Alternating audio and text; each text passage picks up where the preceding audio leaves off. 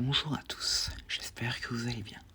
Aujourd'hui, je vais vous parler de mon avis sur l'épisode 12 et l'épisode 13 de la saison 2 de Godzilla la série. Donc commençons.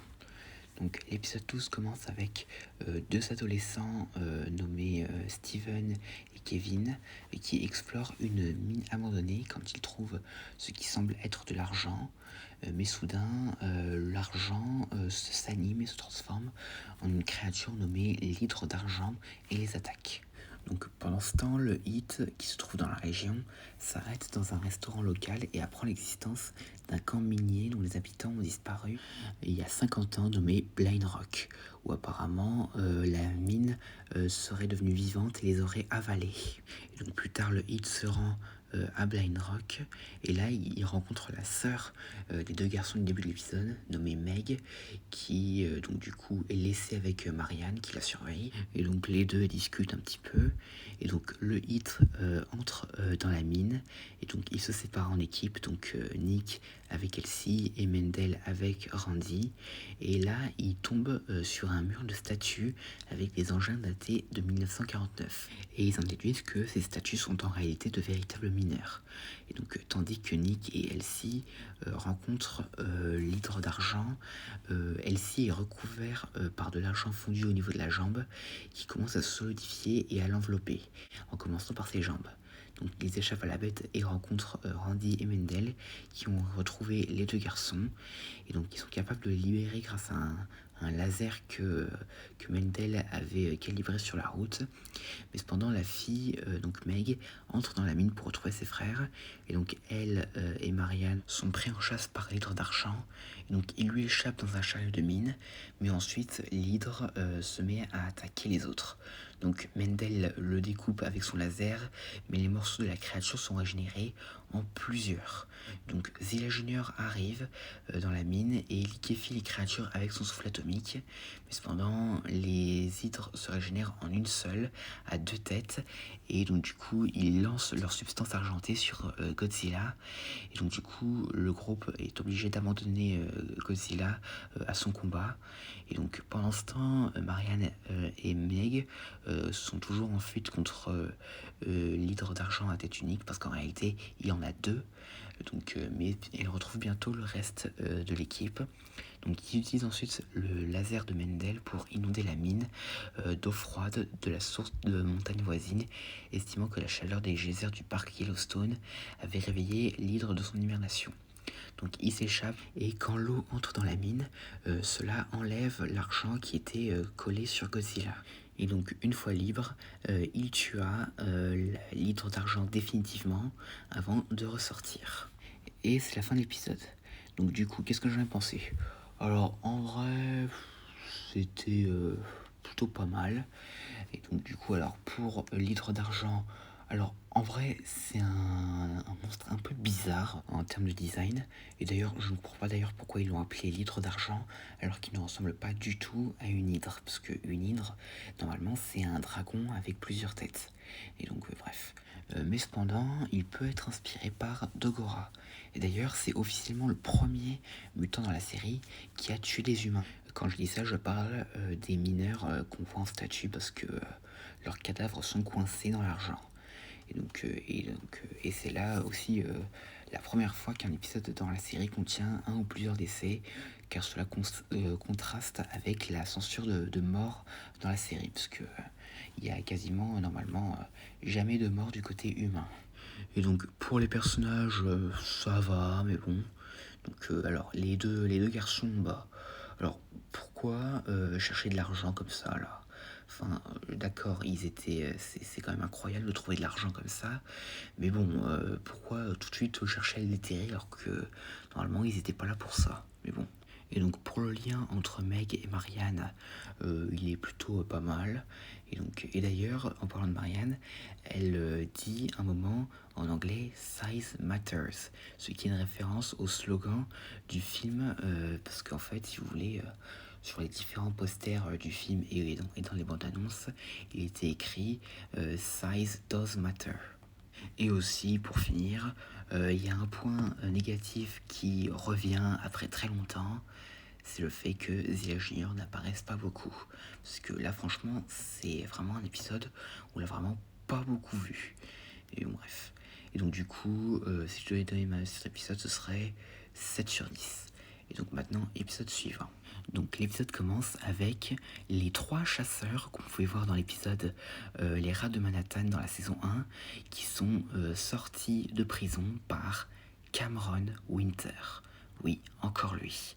Donc ce dernier les emmène à sa base et commence à les entraîner à utiliser des espèces de machines nommées les tueurs de lézards.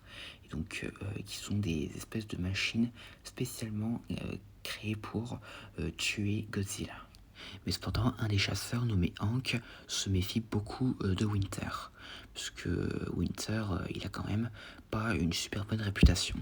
Et donc pendant ce temps, le Hit suit Godzilla vers le sud-est, où il est attaqué par les tueurs de lézards. Donc il est presque vaincu, mais le Hit fait appel à l'armée pour le défendre. Mais cependant, Zilla Junior ne comprend pas que les militaires viennent l'aider, et donc du coup, il les attaque également. Mais cependant, Winter, en voyant l'armée intervenir, ordonne aux tueurs de lézards, donc aux pilotes, d'attaquer les militaires, parce que ça doit être eux qui doivent vaincre Godzilla, parce que sinon il serait réintégré en prison. Et donc du coup, ils se mettent à attaquer les militaires, même si les 3 chasseurs, à l'exception du chef nommé Dell, ne pensent que c'est une mauvaise chose qu'ils viennent faire. Donc Randy est capable d'accéder au serveur de Winter, mais en faisant ça, Winter prend le contrôle de leur navire et commence à attaquer Zilla Junior avec. Donc Godzilla riposte et Marianne est capable de rompre la connexion de Winter en provoquant une surtension du bateau. Donc du coup, Winter ordonne alors aux chasseurs de reprendre le contrôle des tueurs de lézards pour attaquer le Hit, parce qu'il les avait mis de côté pour s'en charger lui-même. Oui, c'est très lâche de sa part. Le fait qu'il s'attribue tout le mérite alors qu'il les a pourtant employés. Mais bon, donc du coup, le Hit se sépare en plusieurs équipes. Donc Randy et Marianne sont capables de désactiver le premier en lançant un missile dessus. Donc Elsie, Mendel, en se servant du vigile, abattent le troisième, donc le tueur de lézard 3, qui est un véhicule volant. Et Nick et X infiltrent le tueur de lézard 1 où Nick affronte Dell et donc du coup distrait par l'intervention de Nick, Dell ne voit pas Zilla Junior qui arrache le cockpit et donc du coup Nick est sauvé par Zilla Junior et donc du coup les pilotes sont arrêtés. Mais cependant Winter réussit encore une fois à s'échapper et fait croire à l'armée qu'ils ont volé ces véhicules, donc les tueurs de lézards. Et à la toute fin de l'épisode, Winter narrie un peu Nick et lui dit que il prévoit d'aller dans une base secrète pour travailler sur la construction de quelque chose d'encore plus puissant que les tueurs de lézards et qu'une fois qu'ils seront terminés, il entendra à nouveau parler de lui. Ce qui met Nick très en colère. Tout comme moi. Et c'est la fin. Et donc du coup, qu'est-ce que j'en ai pensé ? Alors, très clairement, en vrai, il était sympa, contrairement à l'épisode précédent. Donc là, pour vous dire, quand j'ai regardé l'épisode pour la première fois, j'ai beaucoup stressé pour Zilla Junior, parce que je déteste le voir se faire autant viser comme ça, et vu comme une victime ici, parce que, de toute façon, avec Winter, Zilla Junior est toujours utilisé comme une victime. Et ça, c'est quelque chose que je déteste, parce que je déteste voir Zilla Junior dans ce genre de situation. Et donc, pour les machines utilisées par les chasseurs, bon, en vrai, elles sont plutôt sympas, mais bon, on aurait limite cru que ce serait genre des véhicules qu'on pourrait retrouver dans Transformers ou quelque chose du genre.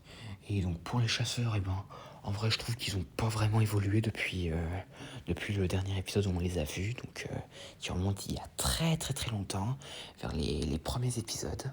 Et donc et pour Winter, Winter pour moi c'est le personnage que je déteste le plus dans cette série. Et pour vous dire, j'ai eu la même réaction que Nick à la fin de l'épisode, parce que sérieux, ce mec n'en finit jamais. Enfin voilà quoi. Et le pire c'est que comme le troisième programme dans l'épisode 11 de la saison 2, on nous a jamais révélé encore une fois qu'est-ce qu'il est vraiment devenu après ça. Enfin même si bon, personnellement, dans mes histoires sur sur Zilla, je me suis personnellement chargé de lui régler son compte.